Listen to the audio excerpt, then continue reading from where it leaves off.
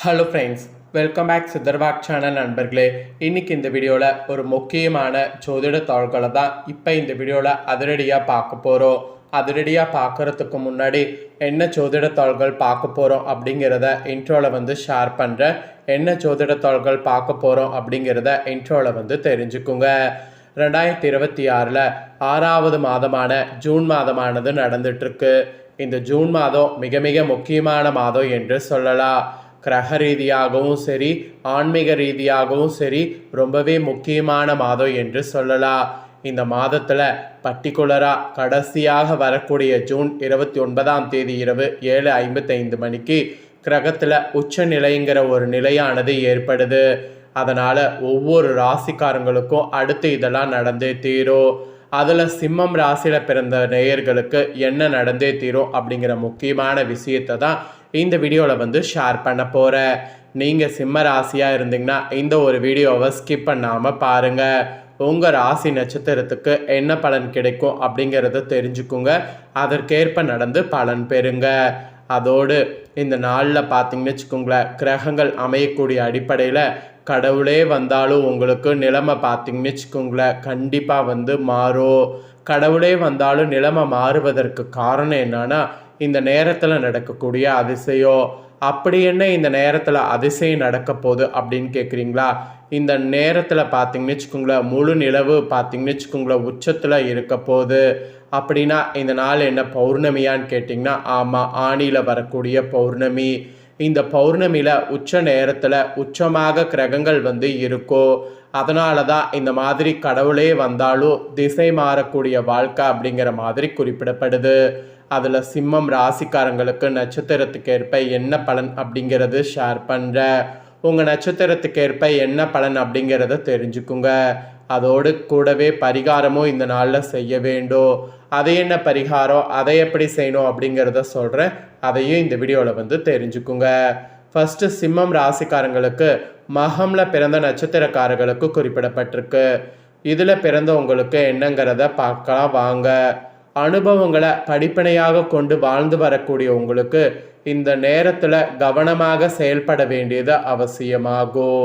ஜென்ம ராசிக்குள் சஞ்சரித்து வரக்கூடிய ஞான மோட்சக்காரகன் கேது மனதில் குழப்பத்தையும் தேவையற்ற சிந்தனைகளையும் உண்டாக்குவார். அதோடு எத்தனை முயற்சி செய்தாலும் கடைசி நேரத்தில் இழுபறியான நிலைங்கிறது ஏற்படும்.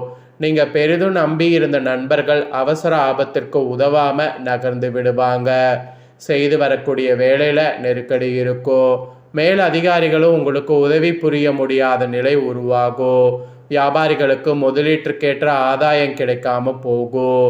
புதிய முயற்சிகளில் எதிர்பார்த்த அளவிற்கு பலன் தராமல் உங்களை நெருக்கடிக்கு ஆளாக்கும். விரயஸ்தானத்தில் உச்சமாக சஞ்சரிக்கக்கூடிய குரு செலவுகளை அதிகரித்தாலும் அஷ்டம சனியால் ஏற்படக்கூடிய பாதிப்பிலிருந்து உங்களை விடுவிப்பார். உடல்நிலையில் ஏற்பட்ட சங்கடங்கள் விலகும். எதிர்ப்பு நோய் நொடி என்றிருந்த நிலை மாறும். துணிச்சலாக செயல்படக்கூடிய நிலை உருவாகும். அதோடு தாய்வழி உறவுகளோடு ஏற்பட்ட பிரச்சனைகள் விலகும்.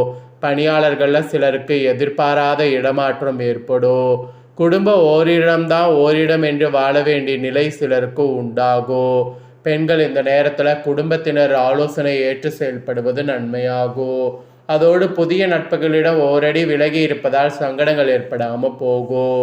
அதுவும் விவசாயிகளுக்கு புதிய அனுபவம் கிடைக்கும். மாணவர்கள் கூட படிப்பில் கூடுதல் கவனம் செலுத்துவது அவசியம். உங்களுக்கு இந்த நாள் அதிர்ஷ்ட நாளும் கிடையாது, சந்திராஷ்டிரம நாளும் கிடையாது. நீங்கள் அதனால் பரிகாரமாக சங்கர நாராயணரை வழிபாடு செய்தீங்கன்னா சங்கடம் விலகும். அதனால் உங்கள் நட்சத்திரத்தில் பிறந்தவங்க இந்த மாதிரி பரிகாரத்தை இந்த நாளில் பண்ணி பயன்பெறுங்க. நெக்ஸ்ட்டு பூரமில் பிறந்த சிம்மம் ராசிக்கு சொல்லப்பட்டிருக்கு. இதில் பிறந்த நட்சத்திரக்காரங்க உங்களுக்கு என்ன பலன்கிறத சொல்கிறேன், நோட் பண்ணிக்கோங்க. செல்வம் செல்வக்கோடு வாழ வேண்டும் என்ற எண்ணம் கொண்ட உங்களுக்கு இந்த டைம் நன்மையாக இருக்க போது.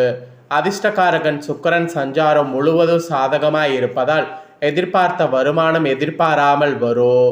குடும்பத்தில் இருந்த நெருக்கடிகள் விலகும். புதிய வாகனம் வாங்கக்கூடிய முயற்சி வெற்றியாகும். செய்து வரக்கூடிய தொழில லாபங்கிறது கிடைக்கும். பொன்பொருளுங்கிறது சேரும். கணவன் மனைவிக்குள் ஏற்பட்ட பிரச்சனைகள் விலகும். கணவரின் உடல்நிலையை எண்ணி சங்கடப்பட்டு வந்த பெண்களுக்கு மனதில் நிம்மதிங்கிறது ஏற்படும். தாலி பலம் பெறும். உத்தியோகத்தில் இருப்பவர்களுக்கு எதிர்பார்த்த இடமாற்ற பதவி உயர்வு கிடைக்கும். புதிய தொழில் தொடங்கக்கூடிய முயற்சி வெற்றியாகும். வரவேண்டிய பணம் வந்து சேரும். உங்கள் லாபாதிபதி புதன் முற்பகுதியில் வக்ரம் அடைந்திருப்பதால் புதிய முயற்சிகள் நிதானம் காப்பது நன்மையாகும். அதுவும் ஜூன் 29 அந்த டைமில் லாப புதனால் எடுத்த வேலைகள் லாபம் தரும்.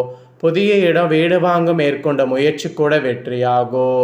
கலைஞர்களுக்கும் வியாபாரிகளுக்கும் எதிர்பார்த்த ஒப்பந்தங்கள் கிடைக்கும். தடைப்பட்ட வேலைகள் நடந்தேறும். உங்களை விட்டு விலகி சென்ற உறவினர்கள் மீண்டும் உங்களை தேடி வருவாங்க. ஒருவருக்கு உதவி செய்யக்கூடிய அளவிற்கு உங்கள் நிலை உயரும். மனம் தெளிவடையும். விவசாயிகளுக்கு ஏற்பட்ட பிரச்சனைகள் விலகும். விளைச்சலை எதிர்பார்த்த ஆதாயம் கிடைக்கும். மாணவர்கள் படிப்பில் கவனம் கூடணும்.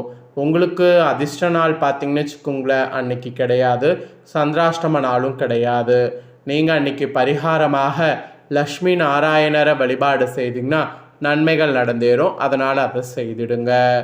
நெக்ஸ்ட்டு சிம்ம ராசி உத்திரம் 1ஆம் பாதத்தில் பிறந்த உங்களுக்கு குறிப்பிடப்படுது. இதில் பிறந்த நட்சத்திரத்துக்கு என்ன பலன்கிறத சொல்கிற வாங்க பார்ப்பீங்க. முன்னேற்றத்தை நோக்கி நடைபோட்டு வரக்கூடிய உங்களுக்கு இந்த டைம் அதிர்ஷ்டமாக இருக்க போகுது. உங்கள் ராசிநாதன் சூரியன் லாபஸ்தானத்தில் சஞ்சரிப்பதால் இதுவரை இருந்த நெருக்கடிகள் விலகும். தொழிலில் ஏற்பட்ட தடைகள் நீங்கும். புதிய தொழில் தொடங்கக்கூடிய முயற்சி வெற்றியாகும். அரசு வழி வேலைகள் லாபம் தரும். அரசியல்வாதிகளுடைய செல்வாக்கு உயரும். வெளிநாடு செல்வதற்கு எதிர்பார்த்த அனுமதி கிடைக்கும். வெளிநாட்டில் வசிப்பவர்களுக்கு ஏற்பட்ட நெருக்கடி நீங்கும். சிலருக்கு நிரந்தர குடியுரிமை என்ற கனவு நனவாகும். பெரியோர் ஆதரவு கிடைத்து முன்னேற பாதையில் நடைபோடுவீங்க. உத்தியோகத்தில் இருப்பவர்களுக்கு ஏற்பட்ட தொல்லைகள் பிரச்சனைகள் முடிவிற்கு வரும். மெமோ இடைநீக்கம் என்ற சங்கடங்களை அனுபவித்து நொந்து போன உங்களுக்கு அவற்றிலிருந்து மாற்றம் ஏற்படும். நிறுத்தி வைக்கப்பட்ட ஊதியமும் தடைப்பட்ட பதவி உயர்வு வரும். மனதில் நிம்மதி உண்டாகும். விரைய குருவால் செலவுகள் அதிகரித்தாலும் உங்கள் மனதில் மகிழ்ச்சி இருக்கும். நோய் நொடி விலகும். அஷ்டம சனியால் ஏற்பட்ட சங்கடங்கள் இல்லாமல் போகும். நினைத்ததை சாதிக்கக்கூடிய அளவிற்கு சூழ்நிலை உங்களுக்கு சாதகமாகும். வேலைக்கு பார்க்கக்கூடிய பெண்களுக்கு ஏற்பட்ட பிரச்சனைகள் முடிவிற்கு வரும். எதிர்பார்ப்பு பூர்த்தியாகும். விவசாயிகளுக்கு ஆதாயம் கூடும். மாணவர்கள் தவறான நட்புகளை விலக்கி படிப்பில் கவனம் செலுத்துவது அவசியம். உங்களுக்கு அன்னைக்கு அதிர்ஷ்ட நாள் சந்திராஷ்டமும் கிடையாது. பரிகாரமாக அதிகாலை சூரியனை வழிபடுத்திங்கன்னா எடுத்த வேலைகள் வெற்றியாகும். ஸோ சிம்ம ராசிக்காரங்களுக்கு நட்சத்திரத்துக்கு ஏற்ப என்ன பலன் பெறுவீங்களோ அது தெளிவாக இந்த வீடியோவில் சொல்லிட்டேன். இதற்கேற்ப நடந்து பலன் பெறுங்க. பொதுவாக கிரகங்களால் கவலைகளும் கஷ்டங்களும் இருக்கும். அதை தீர எளிமையான இந்த நாளில் முருகர் பரிகாரம் பண்ணிங்கன்னா நல்லது. ஸோ அது எப்படி அப்படிங்கிறத சொல்கிற வாங்க பார்ப்பீங்க. வந்த வினையும் வருகின்ற வல்வினையும் கந்தன் என்ற பெயர் சொல்ல கலங்கிடுமே என்பது அருணகிரிநாதரின் வாக்கு. முருகனின் பெயரை சொன்னாலே அவர்களுடைய வினைகள் அனைத்தும் நீங்கி நன்மைகள் தேடி வரும் என்று சொல்லப்படும். அப்படிப்பட்ட முருகப்பெருமான மனதார வேண்டிக் கொண்டு வீட்டிலேயே எளிமையான பரிகாரம் ஒன்றை இந்த நாளில் செய்து வந்தால் நம்மளுடைய வாழ்க்கையில் இருக்கக்கூடிய துன்பங்கள் துயரங்கள் அனைத்தும் நீங்கி அளவில்லாத ஆனந்தத்தை பெற முடியும். நம்பிக்கையோடு செய்தீங்கன்னா பலருக்கும் பலன் கொடுக்கக்கூடிய பரிகாரம் இது. வாழ்க்கையில் அனைவருக்கும் ஏதாவது ஒரு கஷ்டம் கவலை இருக்கத்தான் செய்கிறது. ஆனால் சிலர் வாழ்க்கையில் அளவில்லாத கஷ்டங்களும் தடைகளும் அனுபவித்து கொண்டிருப்பீங்க. அப்படி தீராத கஷ்டத்தில் தவிப்பவங்க உங்களுடைய பிரச்சனைகள் தீர வழி கிடைக்காதா என திண்டாடி கொண்டிருக்கக்கூடியவங்களுக்கு கை கொடுக்கக்கூடிய மிக அற்புதமான பரிகாரம் தான் இந்த பரிகாரம். இந்த சக்தி வாய்ந்த எளிமையான பரிகாரத்தை கரெக்டாக அன்னைக்கு செய்திடுங்க. அன்னைக்கு பௌர்ணமியுடைய அந்த உச்ச நேரத்தில் முருகன் படத்திற்கு நேராக நின்றோ அல்லது அமர்ந்தோ நிறுத்தி நிதானமாக 108 முறை கீழே இருக்கக்கூடிய மந்திரத்தை சொல்ல வேண்டும். பொதுவாக எந்த மந்திரத்தை சொன்னாலும் அவசரமாக சொல்லக்கூடாது. அப்படி சொன்னால் அதனால் எந்த பலனும் கிடைக்காது. நிறுத்தி நிதானமாக மந்திரத்தின் ஒவ்வொரு வார்த்தையும் உணர்ந்து மனதில் உறுதியான நம்பிக்கை மற்றும் பக்தியோடு சொல்ல வேண்டும். முருகனை மனதார நினைத்து கொண்டு இந்த மந்திரத்தை சொன்னீங்கன்னா கண்டிப்பாக மாற்றம் நிகழ்வதை உணர முடியும். என்ன மந்திரம்னா ஓம் நமோ குபாராய நமக, இதுதான் மந்திரம். இந்த மந்திரத்தை சொல்லி நீங்கள் வழிபாடு செய்யுங்க, நல்லதே நடக்கும்.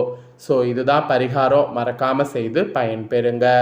இந்த முக்கியமான தாள்களை நீங்கள் பார்த்து பயன்பெற்றது போல் உங்கள் ஃப்ரெண்ட்ஸ் ஃபேமிலி இருக்கவங்களும் பார்த்து பயன்பெறணும்னு நினச்சிங்கன்னா வீடியோ லைக் பண்ணி உங்கள் ஃப்ரெண்ட்ஸ் ஃபேமிலிக்கு ஷேர் பண்ணுங்கள். உங்கள் ஃப்ரெண்ட்ஸ் ஃபேமிலியில் இருக்கிறவங்களும் பார்த்து பயன்பெறட்டும். இதே போல் புதிய தகவல்களை தெரிந்து கொள்ள சேனலை சப்ஸ்கிரைப் பண்ணுங்கள், கூட பெல் பண்ண ப்ரெஸ் பண்ணுங்கள். நெக்ஸ்ட்டு சுவாரஸ்யமாக இதே போல் வேறொரு வீடியோவில் உங்களை சந்திக்கிறேன். சப்ஸ்கிரைப் பண்ணி சப்போர்ட் பண்ணுங்கள்.